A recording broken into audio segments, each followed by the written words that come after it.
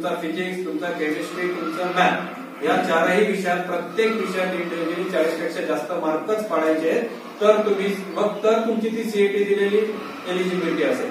12वीत पडले नाही, तिकडे 99 मार्क पडले तरी तुम्ही सीईटी मध्ये एलिजिबल नाही. तुम्ही कुठल्याही कोर्सला ऍडमिशन घेऊ शकत नाही. नुसतं फार्मसिस्ट नाही, तुम्ही आर्किटेक्ट, इंजिनिअरिंग, त्याच्यानंतर पुढे तुमचं हॉटेल मॅनेजमेंट, कुठल्याही कोर्सला ऍडमिशन घेऊ शकत नाही. 40 मार्क प्रत्येक विषयात तुम्हाला कंपल्सरी लागतील, म्हणजे लागतील. नाहीतर मग तुम्हाला बीएससी वगैरे कडे जावं लागेल. त्याच्यात पण तुम्हाला नर्सिंग वगैरे मध्ये ऍडमिशन मिळणार नाही. प्लेन बीएससी वगैरे मध्ये ऍडमिशन मिळते.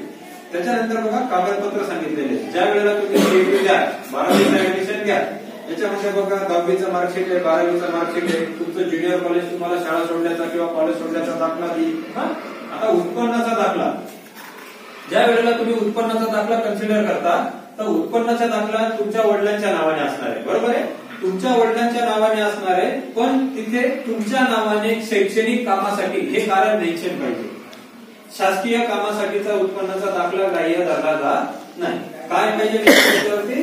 शैक्षणिक कामासाठी. उत्पन्नाचे दाखले 2 कामांना दिले जातात. एक शैक्षणिक कामासाठी दिला जातो, दुसरा शासकीय कामासाठी दिला जातो. आपल्याला कुठला लागणार आहे? शैक्षणिक कामासाठी. नाव असेल वडिलांचं आणि उत्पन्नाचा दाखला कोणासाठी दिला? तर तुमच्यासाठी. कशासाठी दिला? तर शैक्षणिक कामासाठी. शासकीय कामासाठीचा उत्पन्नाचा दाखला चालणार नाही. आणि उत्पन्नाच्या दाखल्याची व्हॅलिडिटी किती पाहिजे रे? तर 31 मार्च 2026. तुमच्यासाठी काय एलिजिबिलिटी असेल आता? 31 मार्च 2026. त्याच्या आतलाच तुम्हाला उत्पन्नाचा दाखला चालेल. आता जो तुम्ही काढलेला आहे 31 मार्च 2025 चा, तो उत्पन्नाचा दाखला चालणार नाही. म्हणून 12वीची परीक्षा झाल्यानंतर याच्यातले जे कागदपत्र तुमच्याकडे नसतील ते तुम्ही लगेच तयार करायला सुरुवात करायची. कधी? 31 मार्च नंतर, 1 एप्रिल नंतर.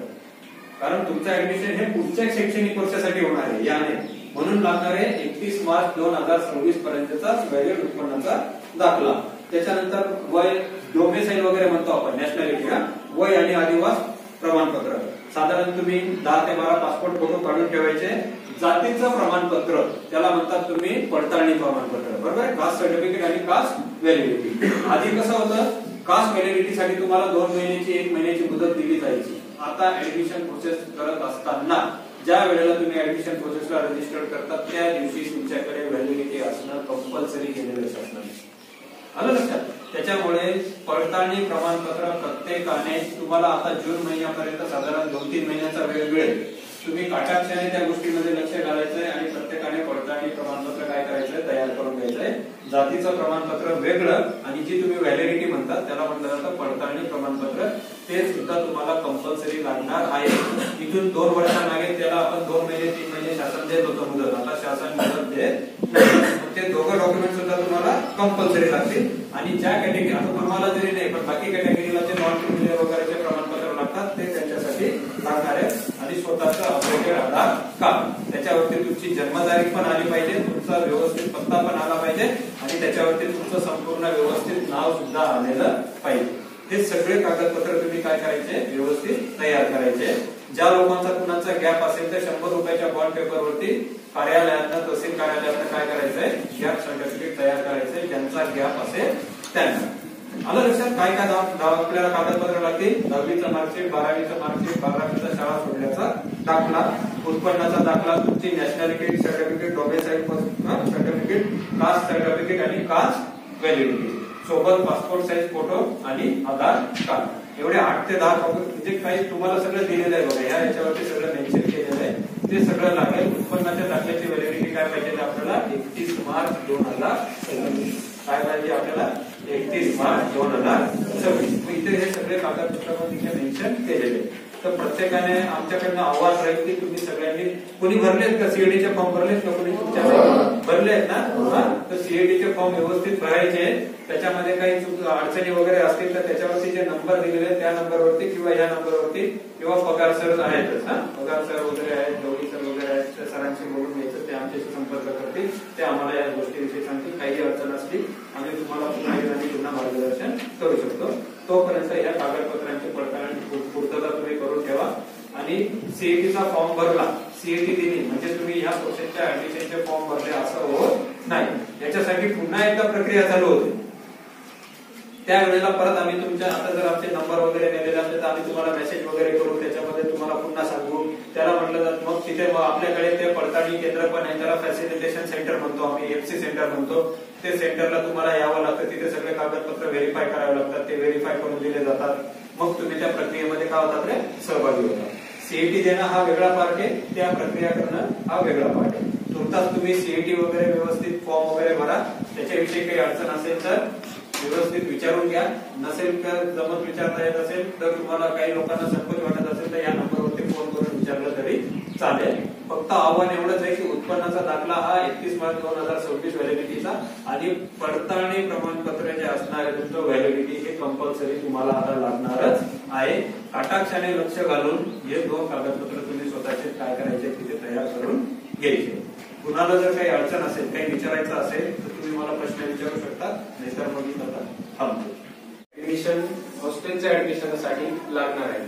समजा एखाद्या विद्यार्थ्याचा हॉस्टेलचा नंबर नाही लागला, त्याला त्या हॉस्टेल फुल झालेला असेल किंवा त्या ठिकाणी कोटा कमी असेल, तर अशा वेळेस तुम्हाला स्वयं अर्थसहाय्य अशी एक स्कीम आहे, पंडित दीनदयाल योजना ज्याला म्हटलं जातं.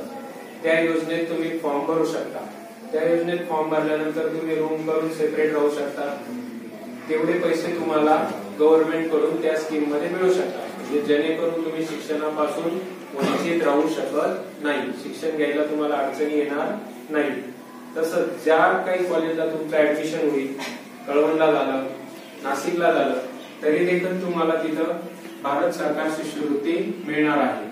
त्यासाठी तुम्हाला मात्र कास्ट सर्टिफिकेट, कास्ट व्हॅलिडिटी आणि उत्पन्नाचा दाखला हे कागदपत्र गरजेचेच आहे.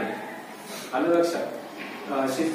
कास्ट व्हॅलिडिटी साठी फॉर्म भरले तुम्ही ऑनलाईन, कोणी भरले ना? त्याचे लॉगिन वगैरे चेक करून घ्यायचे. आलेले तर कुणाची काही क्युरी असतील तर त्या लॉगिन मध्ये कळेल तुम्हाला काय कागदपत्र अपूर्ण आहेत, ते कागदपत्राची तुम्ही पूर्तता करा, तुमचं कास्ट व्हॅलिडिटी सर्टिफिकेट येईल. व्हॅलिडिटी झालेले आहेत म्हणून काही अडचण येणार नाही. शिष्यवृत्तीसाठी तुम्हाला तुमचं बँकेत अकाउंट असणं गरजेचं आहे. आताही सर्वांचं असेलच. त्याला आधार लिंक केलेलं पाहिजे. ते अकाउंट चालू आहे का हे वापरत राहा, म्हणजे तुम्हाला भविष्यातल्या अडचणी कमी येतील.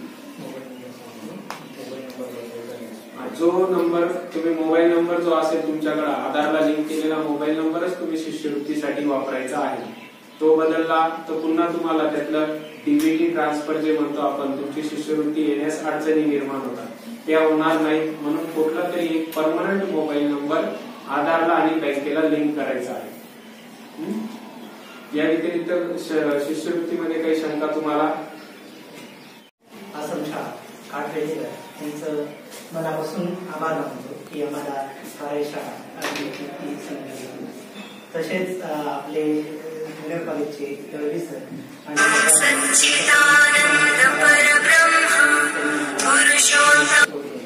तसंच तुम्ही जे अर्धा तास किंवा 2 तास जे शांतताने ऐकून घेतलं किंवा प्रवेश कसं घ्यायचं, काय घ्यायचं ते शांततेने ऐकल्याबद्दल तुमचा पण मनापासून आभार.